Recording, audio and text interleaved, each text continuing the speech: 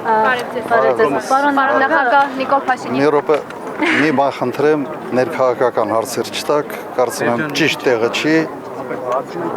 հնարավորություն կունենանք հանդիպել։ Կապված նախ ձեր ուղերձը։ Գիտեք, ուղերձը ես կապեմ միգուցե վերջի այս մի քանի տարվա հետ, փաստորեն կրել ենք ծանր պարտություն պատերազմի ժամանակ և այս իշխանությունը, այդ պարտությունը անընդհատ շարունակաբար մի պրոցեսի է վերածվել։ Անընդհատ շարունակաբար։ Ավելի քան 4 տարի մենք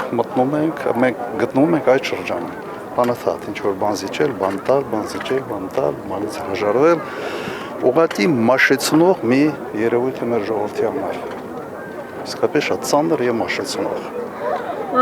Եվ միգուցե նաև այս ֆոնի վրա ցեղասպանության ուրացումը շատ ավելի ծանր ընկալում է ստանում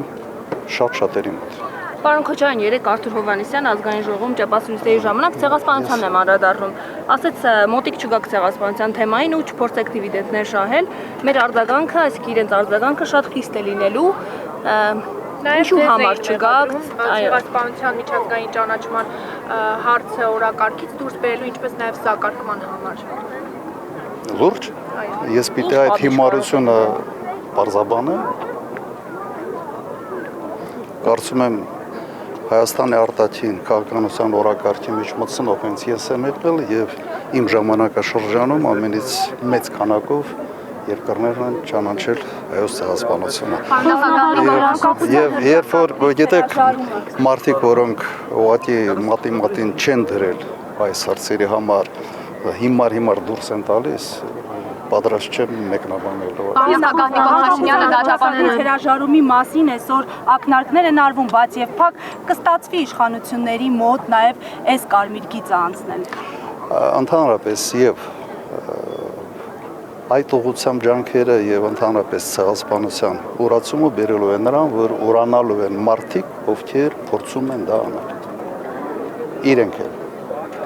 մոռացվելու մեր ժողովրդի կողմից։ Նախագահ Նիկոլ Փաշինյանը դատապարտել է Հանրապետության հրապարակում Ադրբեջանի եւ Թուրքիայի դրոշներն այրելը եւ դա սադրիչ քայլ է համարվում։ Եվ խոզնավարում կրակոցները Ես ձեզ հիշեցնեմ 15 թվականին, երբ Ռուսաստանի դեսպանատան մոտ Ռուսաստանի դրոշն էին փորձում վառել, հետո ոտնատակ էին տվել հենց այն մարդիկ, ովքեր այսօր զբաղեցնում են երկրում բարձրագույն պաշտոններ։ Արտգործնախարար, վարչապետի օգնականներ, մամուլի նախկին քարտուղարներ եւ այլն։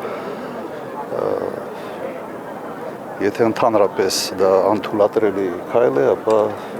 հարց է առաջանում կրկնակի ստանդարտները Ռուսաստանի նկատմամբ եւ Թուրքիայի նկատմամբ կիրառել են թե ոչ։ Ուղղակի ամոթ է այդ թեմայի շուրջ ընդհանրապես իրենք գոնե իրավունք չունեն խոսալու։ Խոզնավարում կրակոցները Նիկոլ Փաշինյանը կապել էր հենց դրոշների այրման հետ։ Այդ կրակոցները թշնամու են։ Մեկ ամիսա պատրաստվում են, հա, այդ որ դրոշերը պիտի այրվեն եւ մեկ ամիս նախապատրաստական կրակոցներ էին, հա։ Իրականացնում այդ լավ աբսուրդների դաշ չմտնենք էլի։ Պարոն նախագահ, երկակի ստանդարտների մասին խոսեցիք, երկակի ընկալումներ կա նոյեմբերի 9-ի փաստաթղթի շուրջ։ Ինչ տեսակետ ունեք այս փաստաթղթի առնչությամբ, ինչ պիտի արվի դրա հետ։ Մի քիչ շատ խորացանք, ես ձեզ խոստանում եմ եւս մեկ մեծ մամուլի ասուլիս կանեմ կամ կհանդիպեմ լրագրողների հետ եւ բոլոր այդ հարցերի պատասխանները կտամ։ Դա արդեն մտնում ենք ավելի շատ մի քիչ ներքաղաքականի մեջ, այո, ճիշտ է, ասեմ փող կապացված են, բայց չեմ կարծում, որ սա այնտեղն է, որտեղ ոտի վրա պետք է փորձել բոլոր հարցերը շոշափել, օքեյ։ Շնորհակալություն Փաշինյանին փողոցի միջոցով հեռացնելու, դուք ունեք ծրագիր։